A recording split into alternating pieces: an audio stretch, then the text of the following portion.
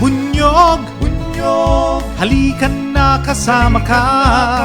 Bunyog, kapag buklod ay may pag-asa. Your Honor, if I may, totoo po, abogado po kami at responsibilidad naming mag-prosecute ng kung anumang human rights violation na makita namin, na irepresenta ang mga biktima. Pero bago po kami makarating ng korte, kailangan po ng investigasyon. I do realize that. Hindi po kami private investigator. At ito pong investigation ang kinakulangan ng gobyerno ni Duterte. Sa 6,252 na patayan, police operation. Noong 2017, 3,000 pa lang. Ilan po ang naimbestigahan? Nung huling hearing, sabi po natin 52. So sa ganong bagal po at ganong liit ng investigasyon, hindi po kami makausad. Para po sa mga biktima, napakalaking burden na for them Kaya to nga, Attorney investigate Conti, cases. kami na rito nag-iimbestiga because of the resolution And that we has thank been you for filed by that, Your Congressman Raul, no? Kasi bahagi ng na-cite sa report na iyon ay agencies including the PIDEA, PNP, NBI, and Bureau of Customs. Ang point nito, Mr. Chair, kaya natin gustong ma-cite talaga yung sources dahil nga this is presented as #real numbers. No?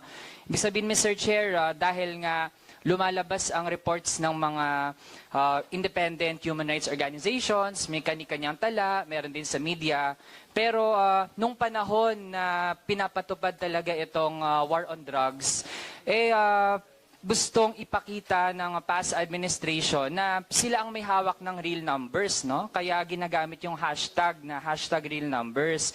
Kaya, Mr. Chair, if the past administration claimed that the war on drugs was successful, edi dapat panindigan nila itong mga so-called accomplishments. Hindi po pwede na ngayon ay naghanap tayo ng hustisya and accountability dun sa nangyari sa mga biktima. Para bang andali na lang na taguan or i-reject o hindi i-take into consideration itong mga numbers na dati ay pine-present bilang mga accomplishments. Okay. This is my personal copy. Mr. Chair, ito po ang tinatawag na Oplan double barrel. Tama po ba? Yes, Mr. Chairman. And Mr. Chair, this consists of two parts. Andyan po ang Oplan Tokhang tsaka ang project HVT o High Value Target. Yes, Mr. Can I confirm? Okay. Mr. Chair, tanong po natin dun sa pagpapatupad ng Oplan Tokhang, ano-ano po ba ang mga steps na tinitake ng police as prescribed by CMC 16, 2016.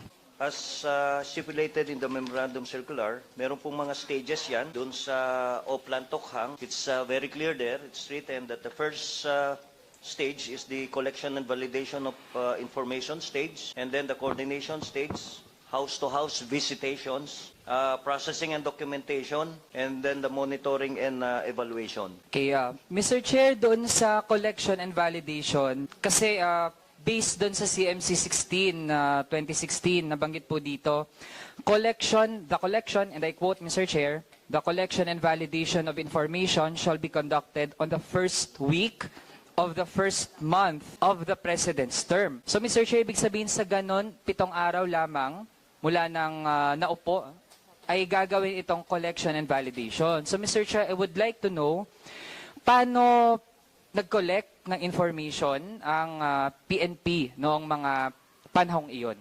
Well, ang collection and validation information stage, Mr. Chairman, is not done in 1 week's time.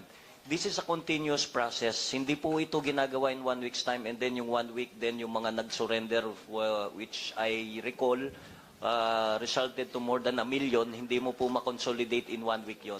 So the consolidation information gathering was done on the first week, but it is on a continuous process. Dire-diretso po ito, hindi isang linggo lang, and then tapos kinuha yung mga pangalan, and then ito na yung mga nirehab. Remember, ito pong Tokhang na to, those are the ones that who voluntarily surrendered for rehabilitation, which kung hindi po ako magkamali, resulted to more than 1 million ito, Mr. Chairman. Okay, Mr. Chair, ano-anong mga impormasyon ang kinolekta mula doon sa mga suspected na mga drug users and pushers? Maliban po dun sa sinasabi nila knock and plead, meron pong mga coming from the BADAX or the Barangay Anti-Illegal Drugs Councils, no? And of course, and some intelligence information coming from different sources. Marami po kasi pwede maging source yan, Mr. Chairman, kaya kinoconsolidate po yan. Mr. Chair, paano po nag-verify ng mga impormasyon na nakukuha? Kasi at first, no, nabanggit po, umabot sa milyon ang mga suspected drug pushers and users. So mula dun sa ganun karami, paano vine-verify para masala kung sino talaga ang mga dapat na puntahan ng ating pulis? Groundworks po yan, Mr. Chairman, coming from the different police stations going up. No, I don't know specifically kung how they do it specifically also, pero there are several ways on how to consolidate and gather information as I've said earlier. So sila po ang kumukuha dyan and then kinoconsolidate po yan and then they conduct the rehabilitation. Mr. Chair, dun sa phase ng house-to-house visitation stage, ano ang general na experience ng ating mga pulis? Kapag pupunta sila sa bahay, ano ang kanilang ginagawa kapag napuntahan na nila ang bahay ng suspected drug pusher or drug user? Mr. Chairman, I have no actual and personal knowledge on how they do it as a commander dahil ako po ay naging regional director and the Chief Philippine National Police. But on the process, kanya-kanya po silang style dyan. Although ang nakasaad po dito is only knock and plead. Yun po ang ibig sabihin kasi ng tokhang. It's a Visayan word which means knock and plead. Wala pong sapilitan ito, Mr. Chairman, and they do it I know they do it randomly in different houses. Kaya wala po silang search warrant, yes, but because they knock and plead.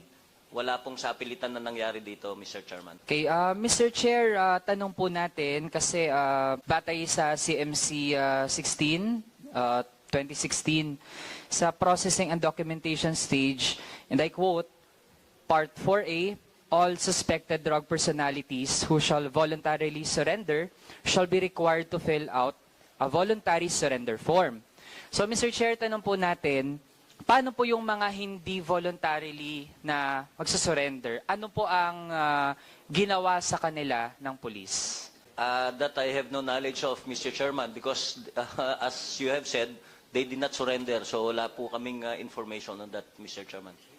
I think, Mr. Chair, since ito ay operasyon na pinamumunuan ng police, then dapat meron po tayong makuhang sagot. Dahil nga, Mr. Chair, meron silang listahan ng mga suspected na drug pushers or users, and as said, sabi po nila, verify po yun, di dapat handa po tayo sa kung ano mga senaryo. Kasi pag hindi po natin nalalatag ng maayos yung proseso, doon pa lang, ibig sabihin pwede yung maging prone sa misinterpretation o pwede pa nga ay magkaroon talaga ng mga violations ng karapatan ng mga kababayan natin kapag inimplement na ito sa iba't ibang bahagi ng bansa. So, Mr. Chair, gusto ko lang i-reiterate yung tanong na, okay, sabihin natin, may mga pinuntahan sa bahay, nag-fill out ng voluntary surrender form. Meron po bang mga hindi nag-surrender at ano po yung nangyari sa kanila? Well, yung pong hindi nag-surrender, we presume that they don't need to be rehabilitated, Mr. Chairman. Yung pong nag-surrender sa amin is yung mga who voluntarily surrendered because they want to be rehabilitated. And they were all actually accommodated. Lahat po nung nag-surrender are all documented. And I'm sure the different police stations still have those documents, Mr. Chairman. Mr. Chair, ang sinasagot po kasi ay yung mga voluntarily surrender di umano. So, ang assumption pa nga dun ay malinis talaga yung proseso.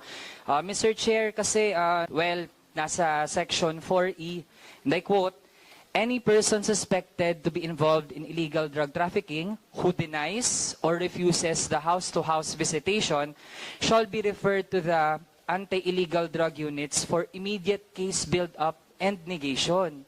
Mr. Chair, pwede po bang maipaliwanag ano po yung ibig sabihin ng negation? Basically, it's just a word, Mr. Chairman, dahil madalas po yung word nga questionable, yung neutralization, negation, whatever you want to call it, it's basically just a police operation. Yun po ang ibig sabihin lang nun. Wala pong ibig sabihin na iba yun. It's just a police operation. They'll be subjected to police operations. Meaning, yung mga normal police operations po, intelligence build-up, and kung makakuha ka ng ebidensya, then you can conduct police investigations through bypass or probably apply for search warrant. Mr. Chair, kapag hindi po kasi natin define ng maayos, malabo po yun eh. Pag sinabi nating negation, pwedeng ma-interpret na yan sa iba't ibang pamamaraan.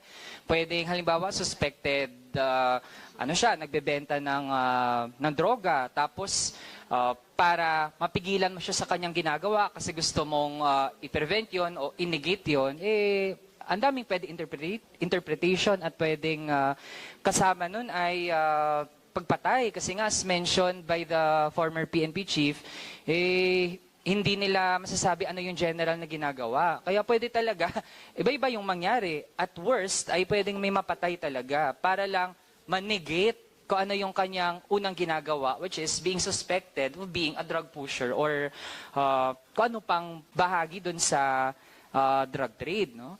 So, kung ganun, Mr. Chair, ang dating kasi ng ganitong proseso pa lang sa pagkakalatag ng CMC-16, series of 2016, ay para bang presumption ay guilty na kung sino man yung nasa listahan. Ang dating ay ang choice mo na lang ay mag-surrender ka at kung hindi ka mag-surrender, inenegate ka. No? At kung ano man yung interpretasyon na nun ng mga police sa iba't ibang areas.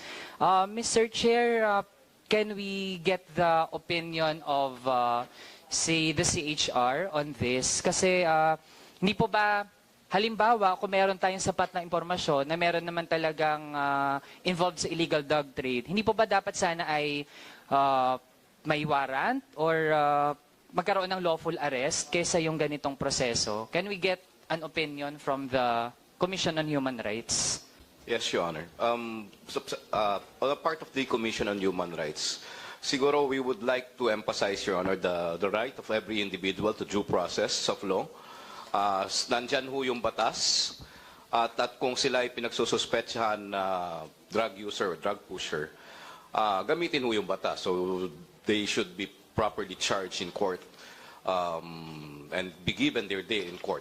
Yun po yung aming stand tungkol doon. Kung ganun, Mr. Chair, ibig sabihin we have officials in government who are saying na merong questionable talaga dun sa guidelines pa lang. No? Kasi nga, pag sinabi nating negation, kahit nga po ang Philippine National Police, hindi ma-define ano po yung negation. At as it turns out, meron na po talagang mga napatay. At andito po ang mga relatives na mga victims na posibleng nadamay sila dun sa ganitong negation na hindi man lang talaga natin ma-describe ng maayos kung ano po ito.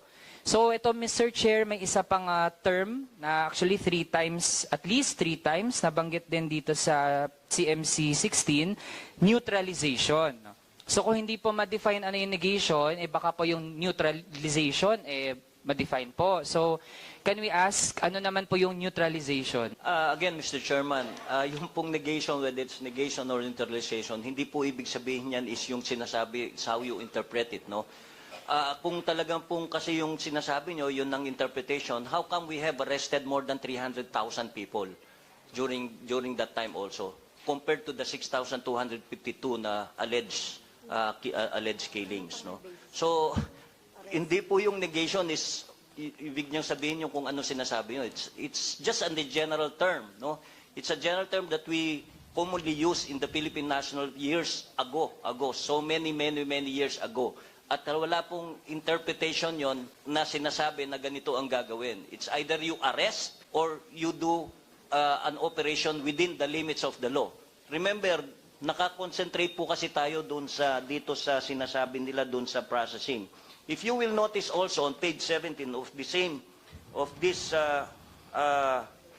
this memorandum circular, maliwanag po doon sa sinasabi, dun sa page 17, under letter E, that all operations shall conform with the provisions of RA 9165, the rules of court, and strictly observe the rights of the accused enshrined in the Bill of Rights under the Philippine Constitution and allied laws, rules and regulations, as well as internationally accepted principles of international laws, public policy, and with due observance of human rights.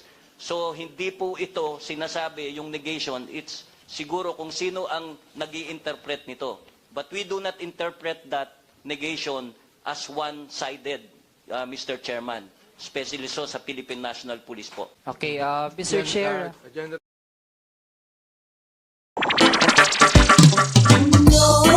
May hulanong salita na ang ibig sabihin dito ay ang pagkakaisa.